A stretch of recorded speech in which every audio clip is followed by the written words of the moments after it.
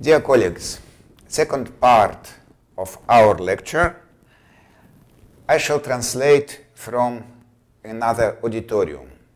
You will be alone in your lecture class, so I ask you to be attentive.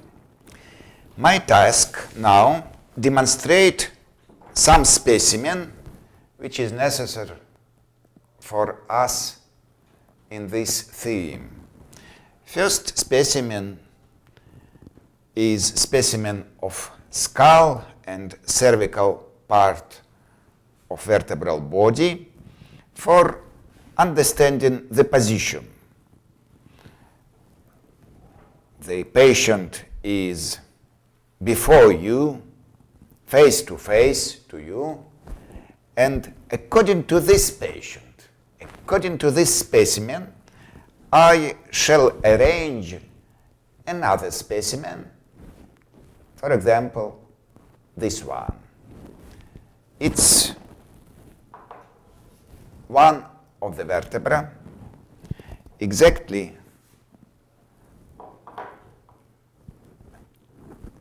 twelve thoracic vertebrae. And I'd like to demonstrate the main structure on it.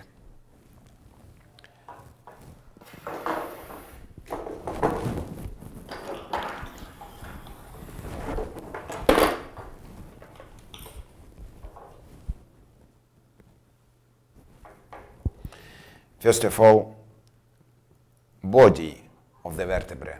That means corpus vertebrae. It's corpus vertebrae. From above and from inferior position. So, corpus vertebrae connects with arcus vertebrae. This is arcus vertebrae. Arcus vertebrae which surround foramen vertebrae. The numerous foramina vertebrae form canalis vertebralis, but in single specimen we can see only foramen vertebrae, and around of it this arcus vertebrae or arch of the vertebrae. Arcus vertebrae connects with corpus vertebrae by means of this pedunculus vertebrae. Here it is, pedunculus vertebrae.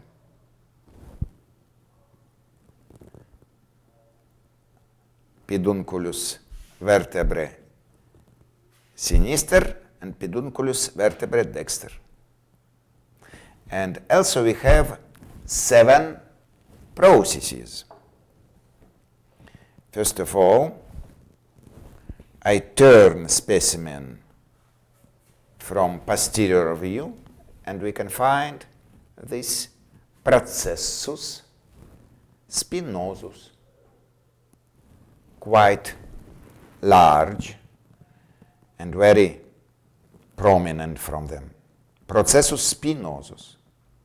It's unpaired process. And here, processus transversus. It's paired process. Processus transversus dexter and processus transversus sinister. Processus transversus dexter and processus transversus sinister. Then we have 2 superior and 2 inferior processus articularis. Processus articularis superior sinister and processus articularis superior dexter. And now I turn from backside and we can find processus articularis inferior sinister and processus articularis inferior dexter. So, this is quite typical vertebra, and we have found here one body, arcus vertebrae, pedunculus vertebrae, and 7 processes: processus articularis superior, processus articularis inferior, and processus transversus and processus spinosus. Processus spinosus. Now, when we already know the main structure of the typical vertebrae, let's use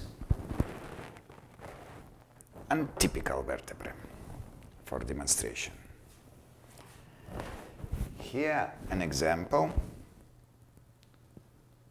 of 2 adjacent cervical vertebrae. First cervical vertebrae or atlas, and second cervical vertebrae or axis. They are connected with each other and form the joint between them. Exactly 3 joints. One unpaired joint, articulatia atlanto-axialis mediana, and 2 paired joints, articulationes atlanto-axialis lateralis. For understanding of detail of this joint, we shall examine each distinct vertebra. This is first cervical vertebra or atlas. Now I turn it from posterior view and now make this turn for looking from above. In this position, it's arcus anterior atlantis, and this is arcus posterior atlantis. You can see a very characteristic feature of this first cervical vertebrae: absence of body. Instead of body, we can find here arcus anterior. It's quite short in comparison with arcus posterior, which is enough long. So arcus anterior and arcus posterior. They are connected with each other by means of this lateral mass, massa lateralis. This wide part between arcus anterior and arcus posterior is massa lateralis. Massa lateralis sinistra and massa lateralis dextra. What can we find on massa lateralis? First of all, surface for articulating with occipital bone. This surface named fossa articularis superior or fova articularis superior. Fossa or fova articularis superior. It serves for connecting with occipital bone.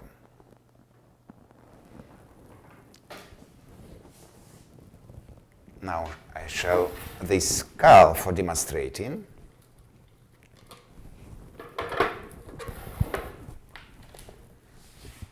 I connect to this bone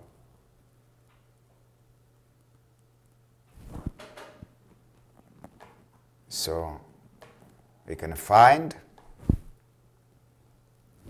an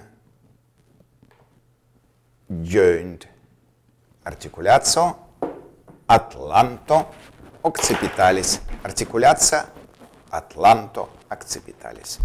So on lateral masses we have found the fova articularis superior, which connects with condylus occipitalis ossis occipitalis. So condylus occipitalis, here they are.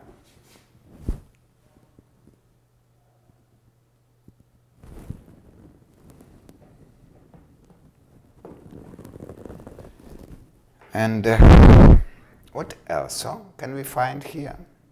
We can turn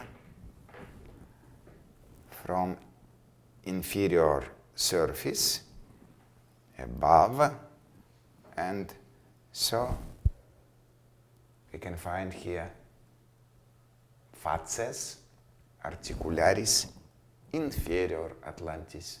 This is facies articularis inferior atlantis.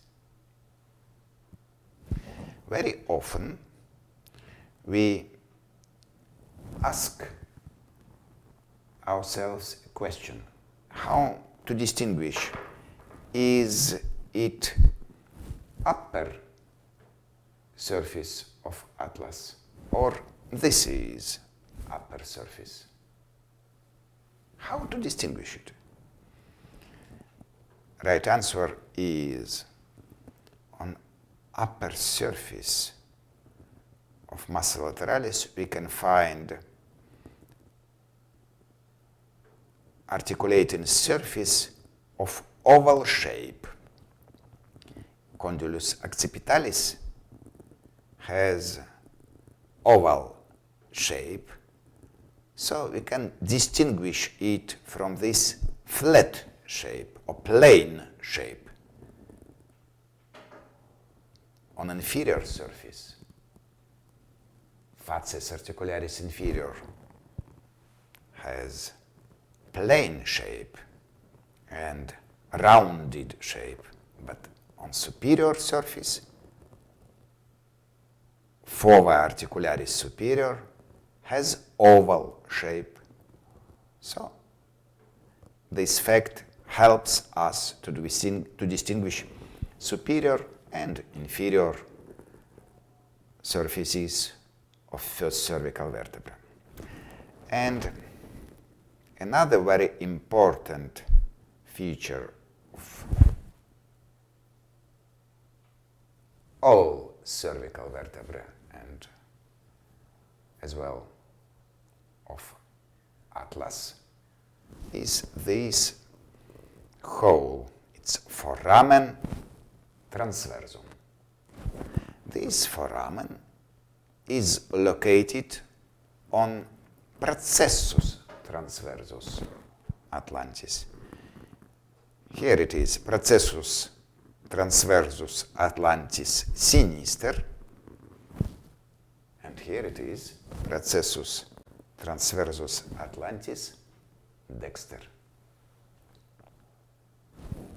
Processus transversus atlantis sinister and dexter. We already understand that these short arc is arcus anterior, and this long arch is arcus posterior atlantis. So now this is anterior surface, this is posterior surface. This is superior surface, and this is inferior surface. Inferior and superior.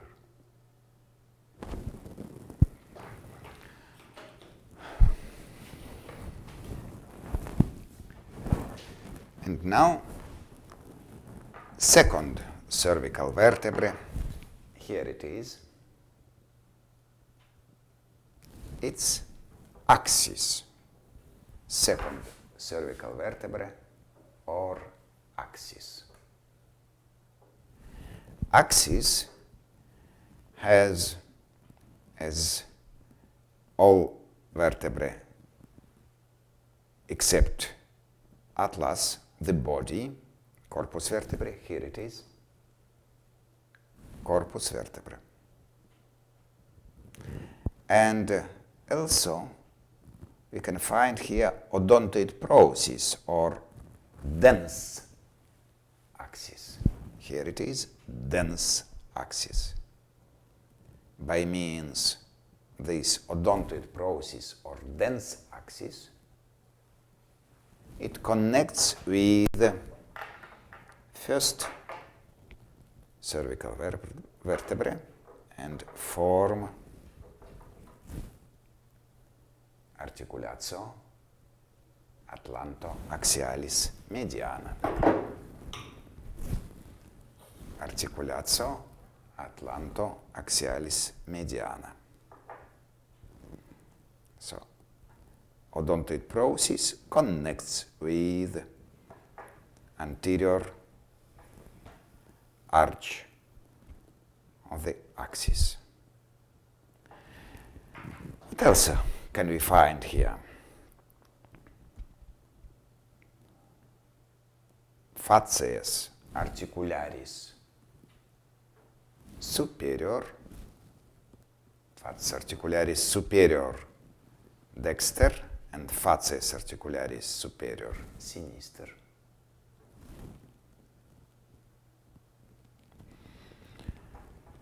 Processus transversus with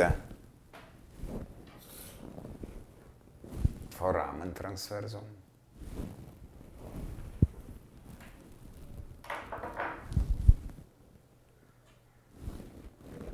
processus spinosus with its bifid.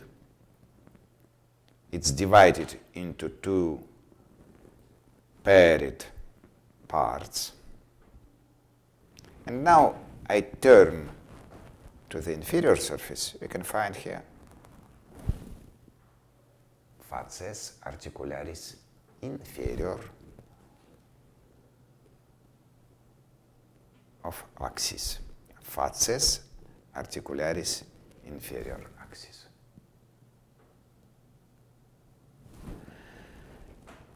So,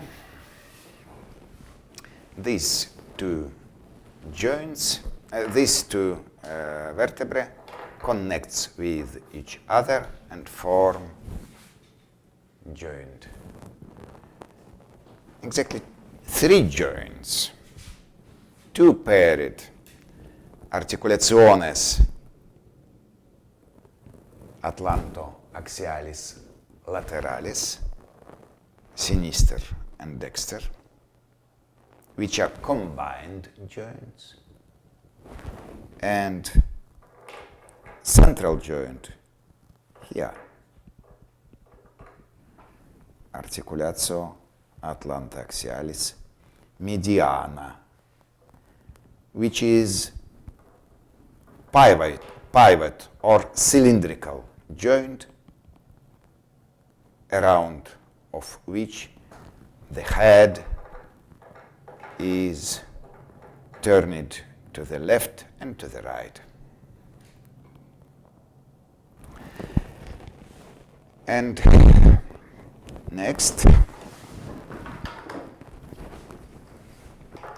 typical thoracic vertebrae. There are two typical thoracic vertebrae here, third and fourth, and we can connect them this way.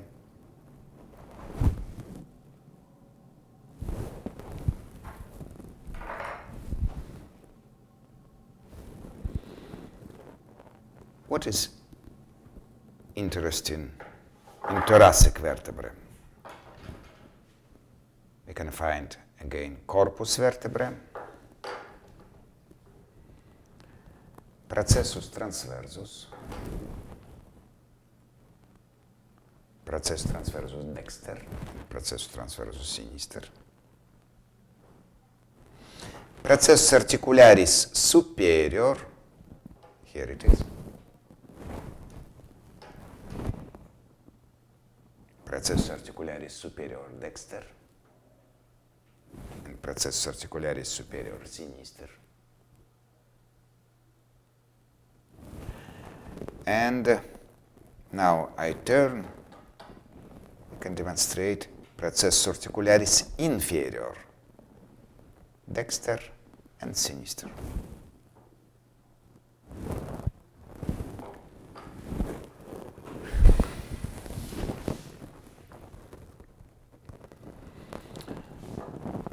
Again, processus spinosus and processus transversus. Processus transversus sinister and dexter. And there is no any foramina here. But what is the characteristic feature of thoracic vertebrae? This feature is special articulating surfaces for the connection with ribs. Here they are. Fova castalis vertebralis. They consist of two adjacent structures, fova articularis castalis inferior and fova castalis superior. They are neighboring to each other. And here we can find faces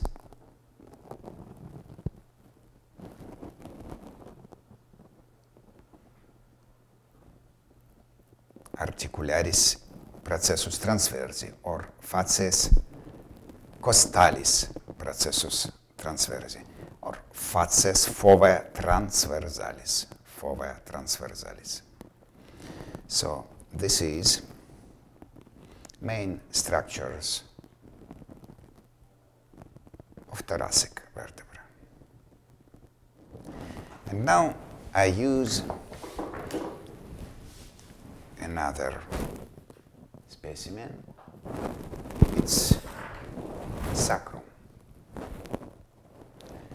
In adult sacrum, it's a result of fusion of 5 sacral vertebrae. First, second, third, fourth, and fifth. This band, artificial band, which sticked here, demonstrates one of the ligaments, ligamentum sacrococcygeum ventrale, which is the continuation of ligamentum longitudinale anterius. So, sacrum finishing in this point. It's apex ossis sacri. And this is basis ossis sacri. We can say that there are facies pelvina ossis sacri. Here it is, facies pelvina. and facies dorsalis, ossis sacri. And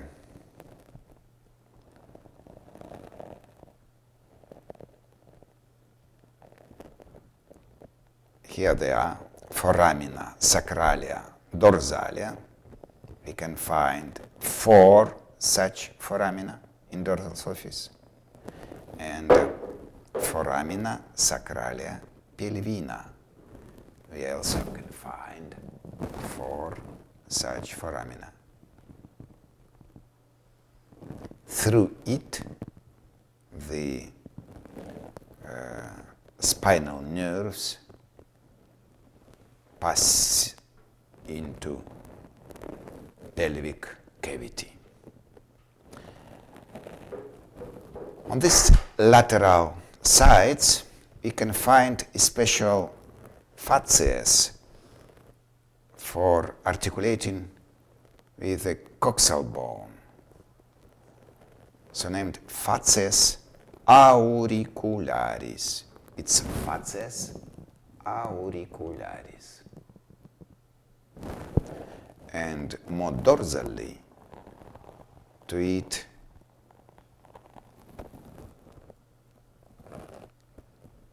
neighboring, so named tuberositas sacralis. Very strong ligaments attached here for forming pelvic girdle. So, facies auricularis and tuberositas sacralis. And this is the place for connecting with discus intervertebralis between os sacrum and 5th lumbar vertebrae, and here it is, facies articularis superior ossis sacri, which also serves for forming joint articulatia lumbosacralis.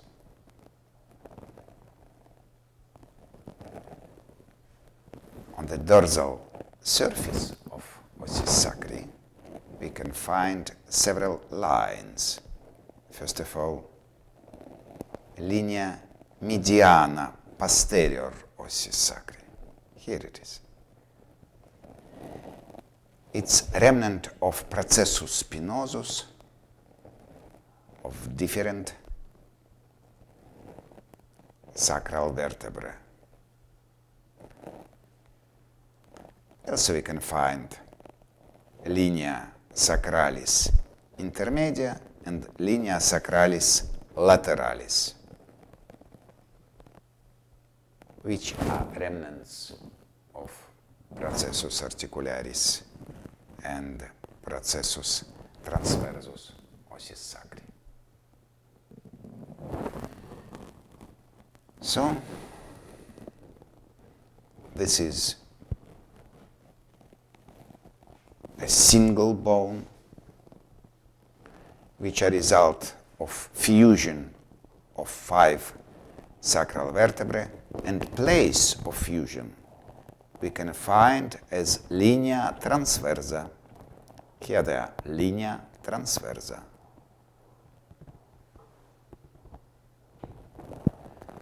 So, now we know all the main structures on the different vertebrae, and your task is to demonstrate each of it on this specimen. Okay, the lecture is over. Thank you.